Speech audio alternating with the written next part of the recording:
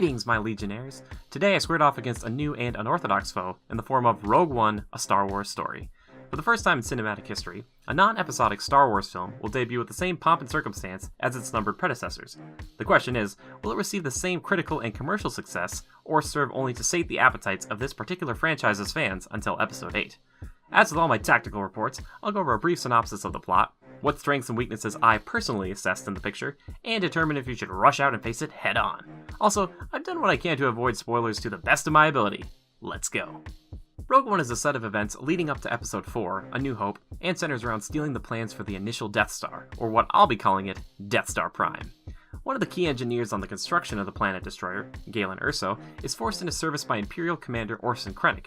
In doing this, Galen's daughter, Jyn, is left without a family or home to call her own. 15 years later, Jyn finds herself in league with the Rebel Alliance after her father dispatched an urgent message, and a pilot, to alert the resistance of the new superweapon. It's up to Jyn and an eclectic crew of assassins, soldiers, and guardians to retrieve the plans and relay that information to the rebels. Now let's discuss what made this foe truly admirable in my humble opinion, of course. Full disclosure, I'm a pretty big Star Wars fan, and there's a ton of fan service in here. From iconic lines to a few familiar faces, the film lovingly embraces its heritage. Next, I want to talk about the scale. Never have I seen or appreciated how truly massive Death Star Prime really was. Along with the Star Destroyers, it has never felt more realistic, so to say, and I really loved it. The shadow cast by Death Star Prime emits this ominous presence wherever it goes. This is unsurprising, seeing as the director helmed Godzilla back in 2014, so he understands scale.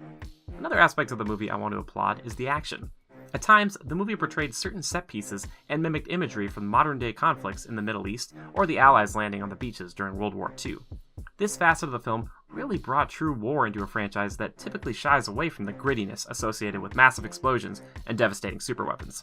Instead of cutting away to a lightsaber fight, like most all the other films in the series tend to do, Rogue One zooms in and highlights these moments of true heroism and the bedlam accompanying a hectic firefight. As far as the cast goes, I think they're pretty solid. There are a lot of players in this movie, so we don't get to spend too much time getting to know them very well, but it's understandable. This movie is centered on the character of Death Star Prime. Okay, I'm just going to call him DSP now.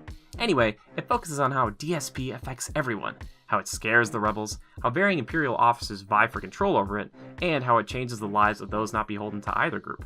The acting by all the others, who aren't DSP of course, is pretty good though, with Jyn and Krennic standing out as the best leads, and the reprogrammed Imperial droid K2SO providing a lot of levity and a few touching moments.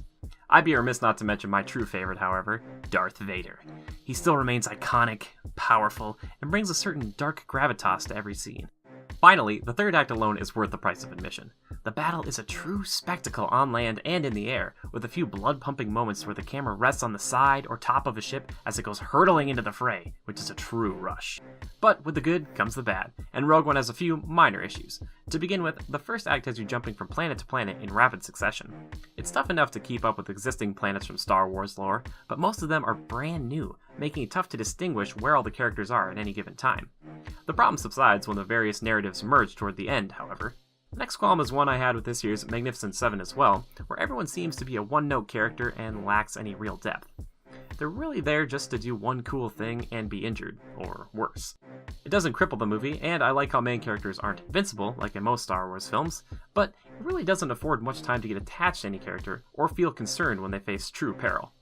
Lastly, and this one is pretty nitpicky, but there are a few computer-animated faces of characters we saw back in the 70s. While they contain great detail and presence, it still felt like there was something a little off and slightly unsettling about them. Again, I'm splitting hairs here, but I thought it was worth mentioning. Overall, Rogue One: A Star Wars Story is an exciting and well-executed departure from the formal episodes of the series. The action is chaotic, the size and scale are a true marvel, and it does a wonderful job of focusing on the grim side of war that we don't usually see. Despite a disorienting first act and a lack of emotional impact, Rogue One's story is truly worth a trip to the cinema, where it's meant to be seen. Agree with my analysis, soldier? Let me know in the comments below, or let me know what you're most excited to see in the film if you haven't seen it yet. Interested in hearing an even more in-depth analysis of the film?